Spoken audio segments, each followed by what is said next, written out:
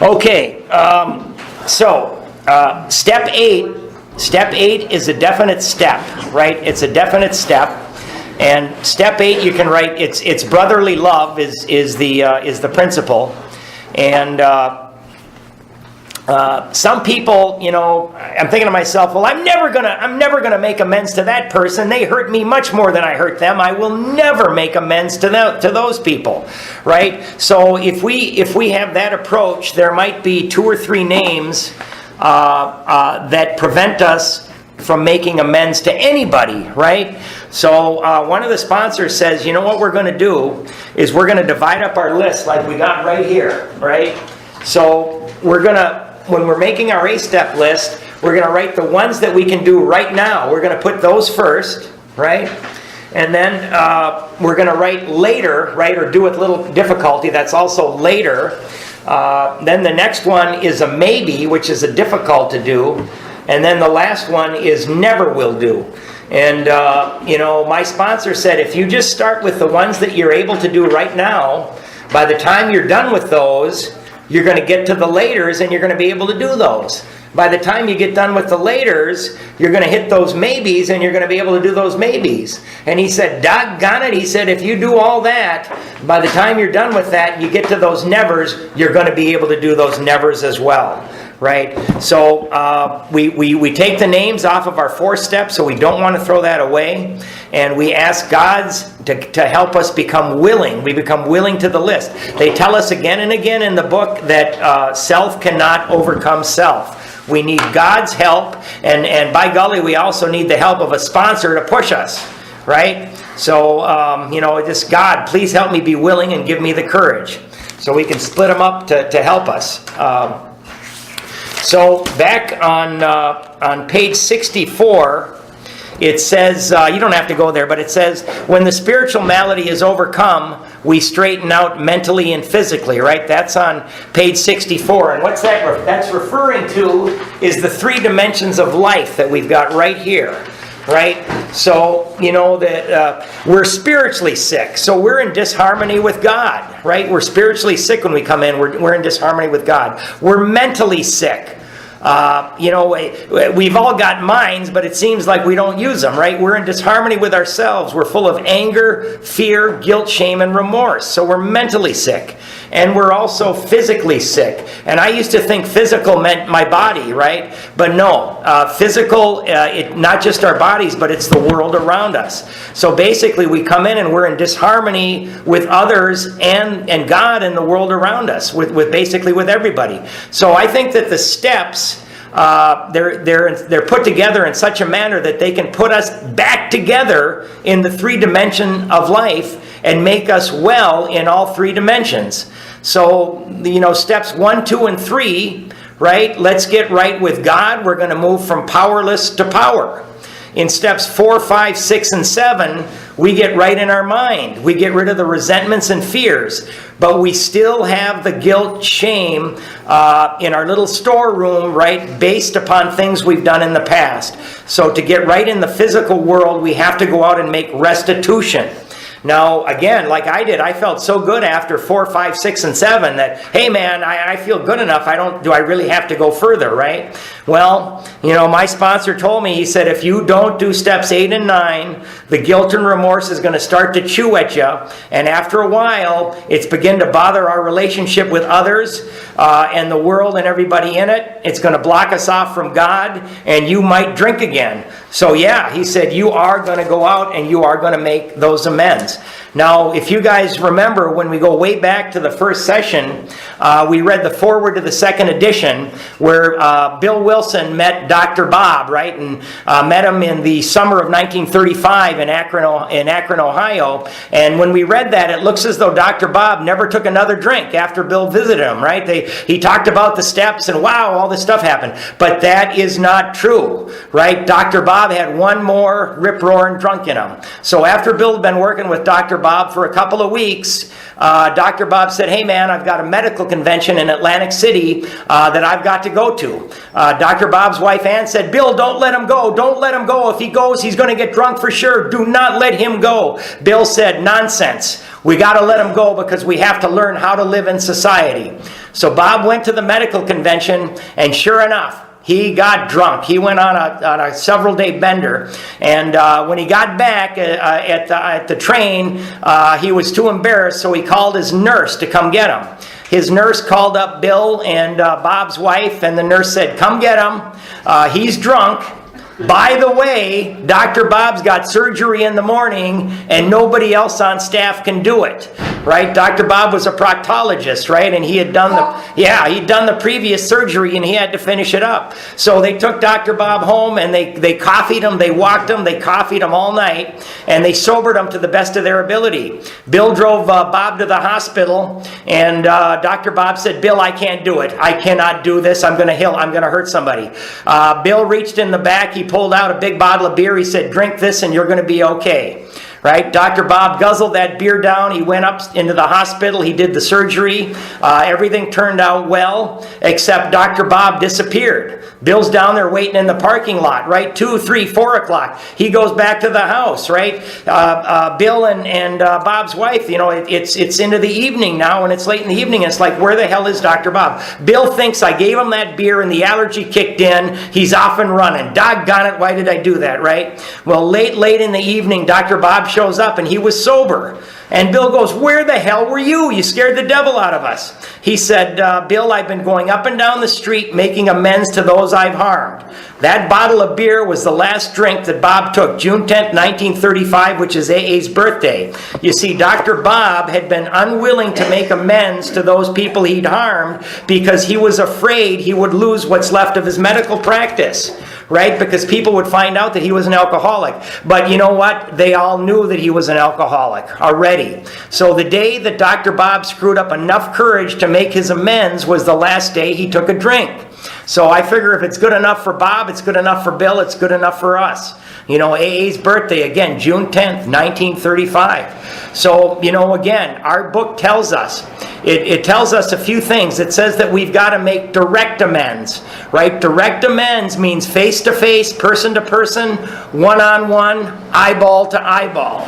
They're telling us that's how we've got to do them. It also tells us that we've got to do them wherever possible, right? At his office, at his home, wherever. It does not say whenever. If you tell an alcoholic to do something whenever, it'll never get done, right? It's wherever.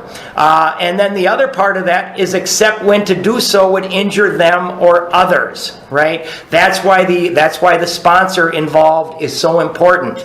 Now, if you write somebody a letter or you call them on the phone, you're not sure how they took it because you cannot see them eyeball to eyeball. But if you show up to somebody and you do it eyeball to eyeball, they're going to do their worst to you right there and then, and you're never going to be afraid of seeing this person ever again. And even again, like we talked about, if they throw you out of their office or they say, "Get the hell out of here," the purpose is to get rid of my guilt, my shame, my remorse, right? So we do that. And again, the success of the amend is not contingent about what that person does. I want them to like me when I'm done, but they might not, right?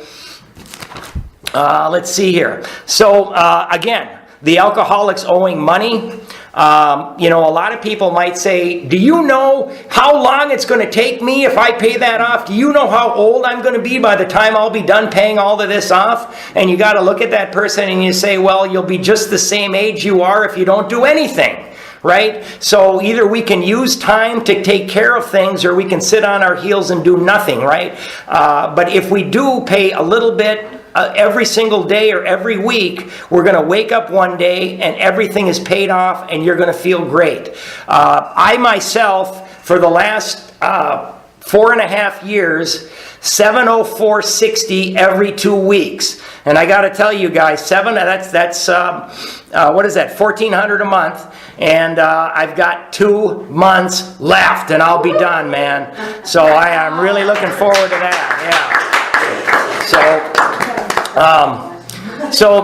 I took the ninth step at the Thursday night meeting maybe several months ago. And whenever I take a step, I restudy it and I listen to more people and I get their experiences. And I always find there's vastly more to every step than I've done or that I think I know, right? So I learned that I have ripped people off emotionally I've ripped them off. I've abandoned friendships, right? I worked with people in the past that they were terrified to work with me. One guy was 6'10", and the guy was terrified of me, right? I'm 5'8.5", but I find out that this guy was terrified of me.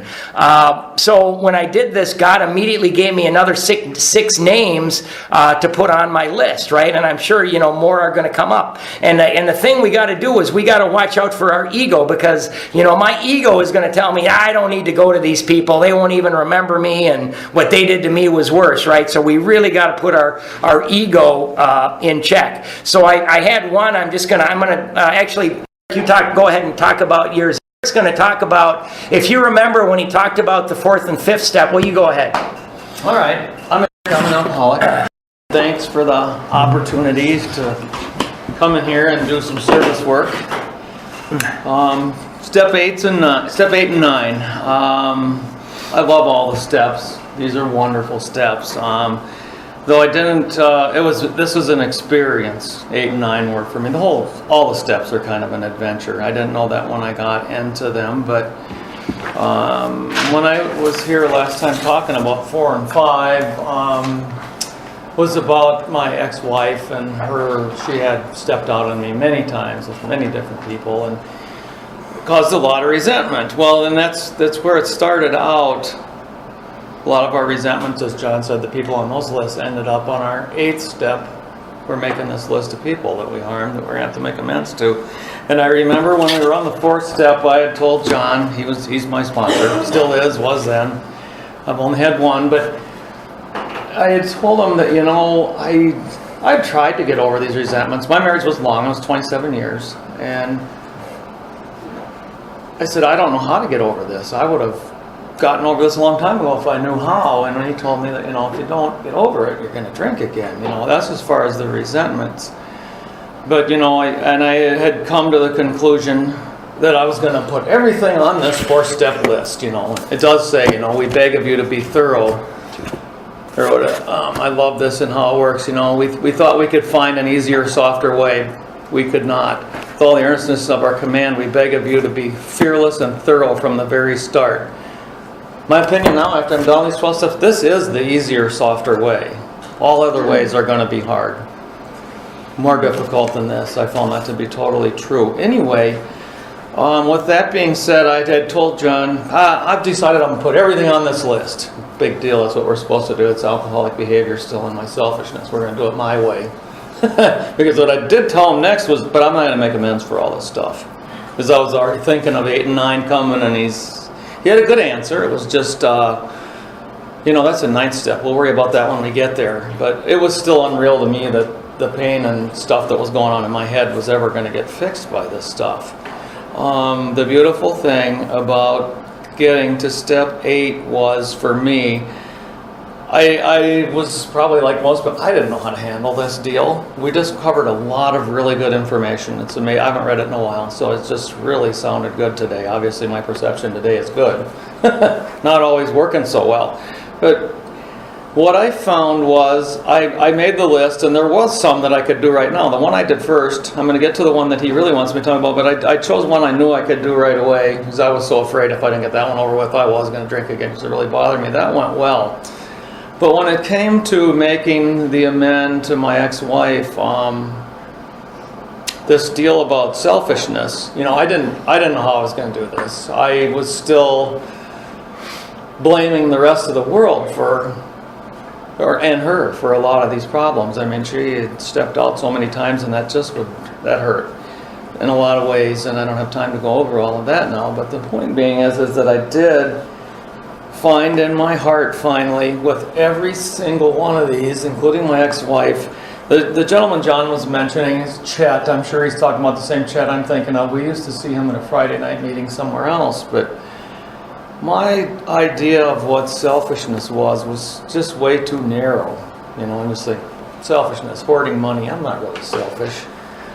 But it's about a lot of other things, and I think that this program kind of has 2 parts. We've got the fellowship and the steps. And the steps are, I heard one person make an analogy that I just love. The steps are for stopping drinking. That's how we're gonna stay stopped. But the fellowship, that's like the safety net if you're a tightrope walker. So if you use the steps to learn how to walk the wire, and the fellowships to catch you when you fall. I found that the fellowship is so helpful. And when I did, especially, well, all the steps, but 8 and 9, somebody had just seemed to always share.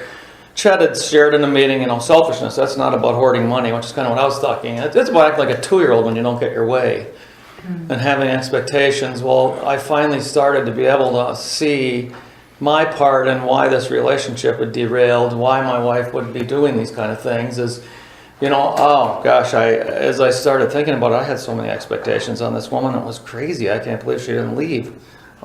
She eventually did. But what a relief it is to learn those things. And it made, so where I'm going with step 8 is it's about a lot of prayer. It was for me and listening and reading our materials. And I could finally find, whenever it was when I could find my part, it was so easy and effective, because then when I think I made the amends, that seemed to be what these people wanted to hear. I figure it just came from God. People in meetings God works through all of us, and it seemed like, I got so much stuff, that I heard from people literally sharing in meetings that helped me with step 8 and 9. But that part about it's made a list of persons we had harmed and became willing to make amends to them all. That became willing because what I found is the amends, they weren't that difficult if I did the prayer and was trying to get to this point of being willing. For me, it always was in my heart. Someone would share something, I'd read something, and I'm like, that's it. That's what I really need to apologize for this person for, and then I would go and do it. And then I never had any trouble with it. But that's just how I did mine. I think if I'd have tried doing them too early, or when I wasn't really ready yet, I'm not so sure they would have gone so well. But, and then 9, made direct amends to such people wherever possible. It was the one woman shared in a meeting that was talking about her, it was so parallel to my situation, except it was a female. Her husband had stepped out on her repeatedly, and she was so angry, and I was too. The more she talked, I'm just like, wow, you're the opposite sex, but you went through the same thing. And she said that thing about, I had so many expectations on this guy that, I can't believe he didn't leave. And it just hit me. I'm like, that is it. And I started thinking of it, as I already mentioned, but my willingness she deserved this is about cleaning up our side of the street. She deserved an amend, and she got one. I cried for it took 45 minutes. I cried through the whole thing. I did ask her at the end, is there anything else? I said 27 years is a long time. I don't even know I can remember everything, but no, it went really good. We have she's remarried, but our relationship is great now. There's no ongoing trouble with anything, and I had other amends that went that way. John wanted me to keep this to 5 minutes, but I think, that's 8 is the prep step, in my opinion, for 9, and it's really important. When it comes time to make that amend, you'll know in your heart. And I would tell somebody not to do it until they've reached that, but don't kid yourself either. Once it's time to do it, go do it. Some of mine were scary, but I found that people, in my experience, almost all of them were unbelievably forgiving. I have a question. Yeah. Okay, so you made amends to your wife. Ex-wife, actually, at this point. But Right. Did she apologize? No, it's about our side of the street. I don't recall her saying anything, and I wasn't looking for that, but it is about cleaning up my side of the street. All I wanted to do was just go in and talk about the things that I regretted doing it, in regards to her and I, and there was a lot of them. It took 45 minutes. But it's what a weight off of my back. It was a very good experience. That troubled me. I mean, we were married 27 years, and that kind of, obviously, for her, that's one of a character defect that she'll have to work on. We're not together anymore, and it's none of my business. But no, I don't hear a lot from her. She hasn't apologized, but I'm okay with that. I don't carry the pain and frustration, and that wrecked a lot of days it started right after we got married, that kind of behavior. It went on for 27 years and just ruined a lot of days, even if I think about it. Why I stayed for so long, I don't know. That's a character defect of mine. But, the 9th step, that's just putting all that stuff behind us. a wonderful feeling. And he mentioned one thing, I don't know where I'm out of time, I won't go too much longer. The living amends, that's a beautiful thing. We all probably will have them. There's people that I can never make amends to. They either died or I don't remember their name. They're people from when I was younger. I really don't. If I could, I'd try to get a hold of them. But one of them was the people that died. I'd write the amend out and you just tie it on a helium balloon and let it go, but go to a nice place. If I was in the right mood, it did seem to work. And I had did some bad things to people when I was younger, and I just I did it to I was young too. I did it to other kids, and I just did things nice for people in present time just to try to make up for it, put good, positive, wonderful things back in the world. But John had said something along the lines, made me think of that. I wasn't going to share that, but the willing to go to any length on this is, I think, really important, because these steps 4 through 9 changed my life, and in an unbelievably good way, more than I ever expected. I used to share regularly, for any of you that were here when my first year of sobriety many years ago, that I just came here to quit drinking, but it straightened out the whole rest of my life. That I wasn't expecting. I would have just been a dry drunk. I didn't understand any of that. But now most days are happy for me, almost always. I have a lot of bad stuff going on, but I'm a happy guy. I can handle it. But that, yes. All right. Thank you so much. I'm just going to do a couple of quick ones. I had 20 years ago, I had a crack dealer coming at me, and I stole merchandise from a company that's no longer a company, and the people aren't there. And I mean, what am I going to do about that, right? Well, there was a tile setter that I knew whose daughter had cancer, and they didn't have any money. They were losing their home. And over the course of 3 months over Christmas, I sent the guy $800 or $900, 2 or 3 different times. Another one I had, and this one I didn't even know what an impact I had. Besides an alcoholic, I would pop pills, and I had a doctor that I had tricked into giving me the maximum amount of OxyContin that you can take on a monthly basis. And this guy, when I went into detox, that was in the same hospital network, so he got all the information about how much I was taking, which was 30 times more than he was giving me, plus all of the other things.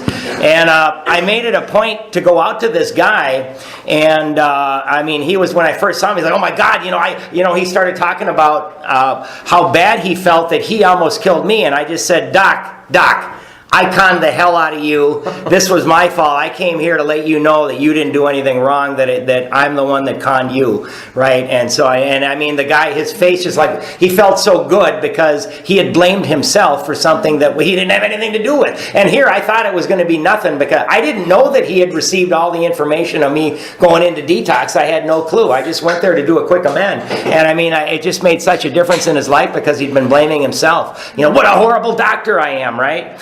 We got that one. Another one, when I did this 6 months ago, I remembered the prostitutes that I'd gone to, and so there goes more money to a women's shelter, right? And again, what's important, we never do the behavior again. Never do it again, right? So again, if you can't, like Eric was talking about, if you can't get to the person, we do things to put right some wrongs through acts of charity. We send good things out into the universe, we help others, we be kind, we donate, and we give God the credit for everything. Right? Now, when we do these steps, we get done with these 9 steps, we can now walk into a storm. And I'll tell you guys, peacemakers seek disturbance. We can walk into a storm and we can, and pain, and we can be a spiritual warrior. That's one of the benefits we get when we do these steps, man. So I'm gonna quickly reread these promises, but I'm gonna change a few words. Yeah. I have a specific question about the amends. Yep. I was thinking about this when you were talking about it took 45, you sat with your ex for 45 minutes. Mm-hmm. Do you, when you have like a family member that you, like I think about my kids, growing up in an alcoholic home. And, I can generalize and, I was, these are specific times. I can think of specific times being, not there for them, for instance.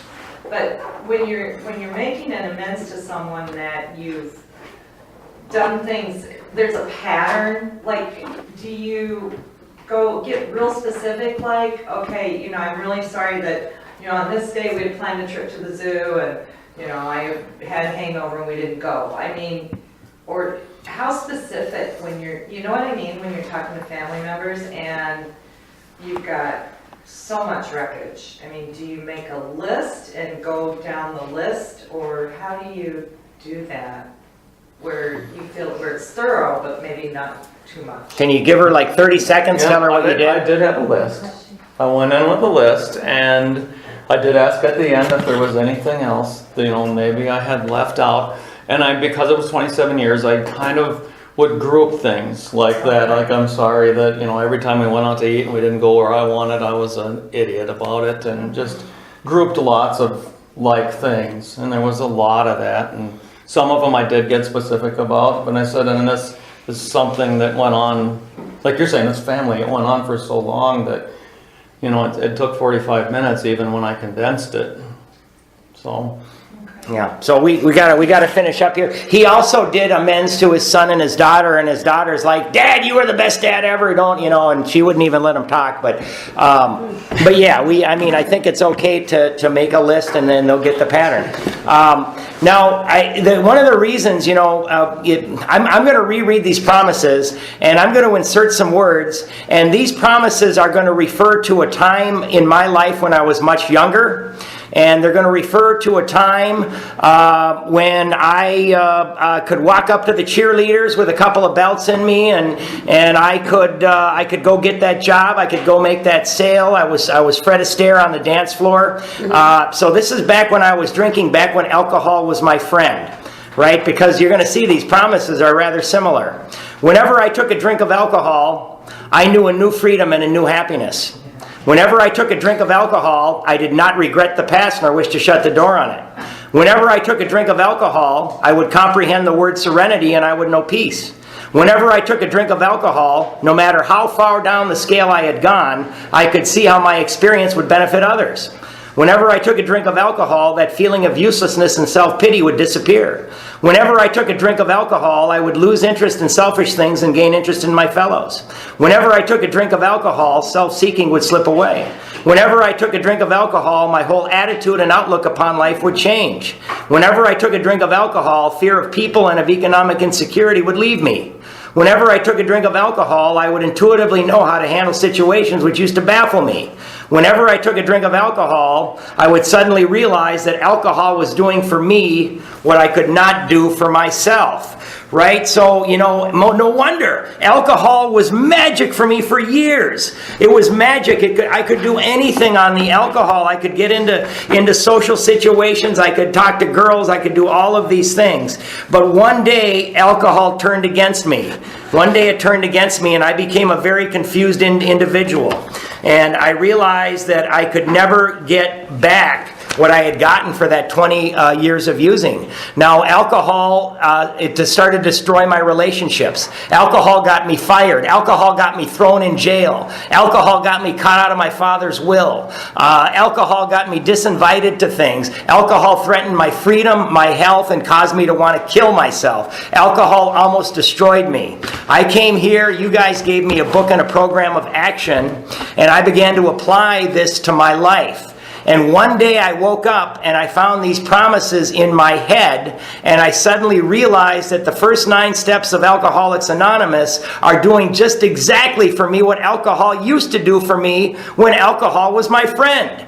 You know, there's one difference though. The first 9 steps, they never turned against me like alcohol did. They never caused me to get thrown in jail. They never caused me to get fired. They never caused me to crash a vehicle. They never caused me to want to kill myself. Never caused me to throw up. They never caused me to get the hell beat out of me, right? So all of these promises, they deal with the mind, not the body. We come here restless, irritable, discontented, filled with guilt, shame, fear, remorse, worry, anger, depression, etc. We work the steps and we receive the promises, right? So there's just a little thing here that I heard somebody. It says, relinquish your envy and your desire to triumph over others.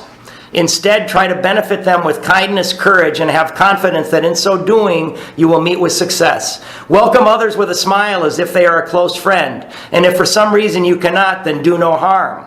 Try to help those who are downtrodden. Do not look away from those whose appearance is disturbing.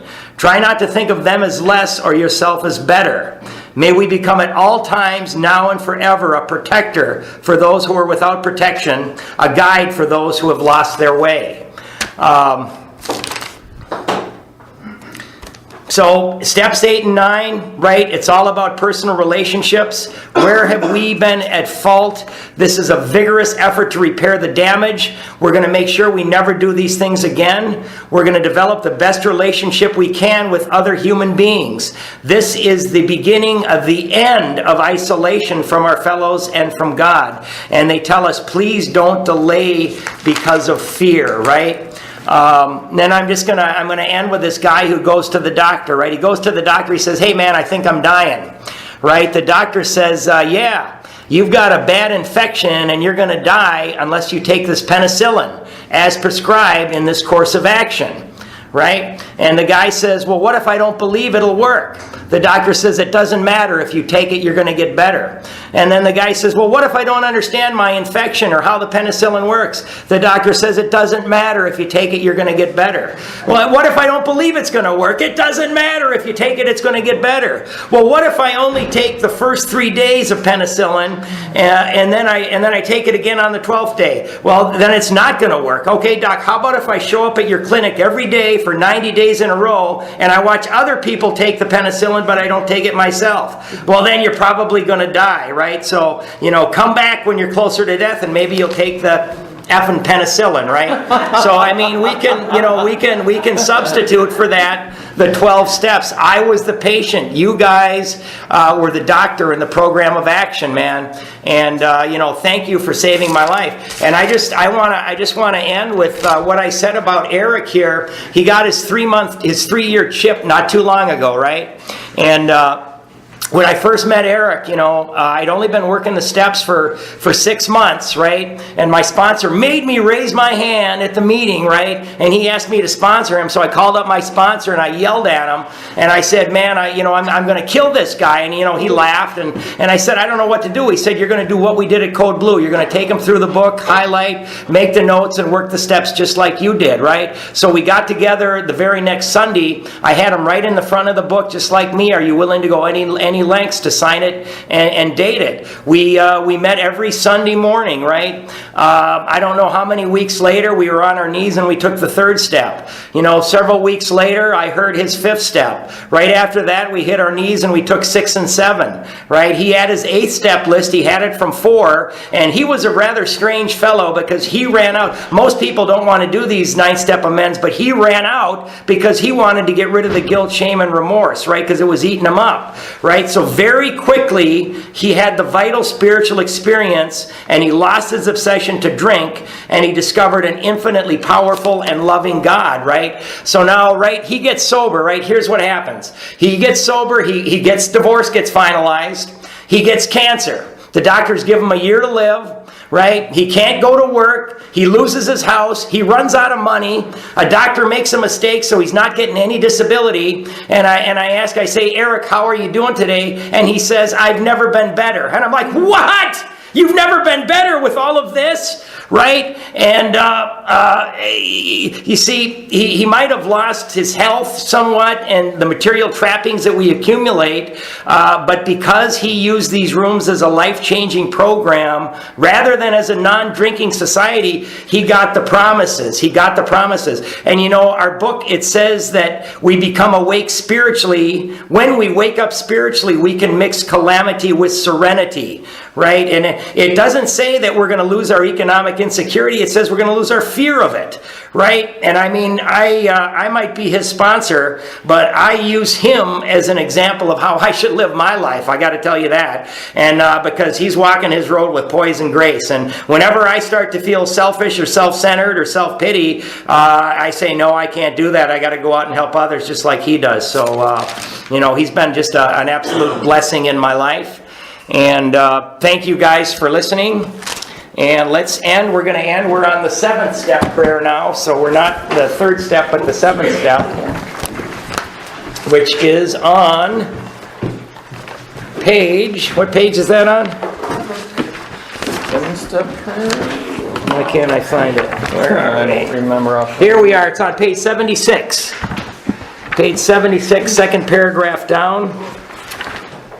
My Creator, I am now willing that you should have all of me, good and bad. I pray that you now remove from me every single defect of character which stands in the way of my usefulness to you and my fellows. Grant me strength as I go out from here to do your bidding. Amen. All right. Thanks.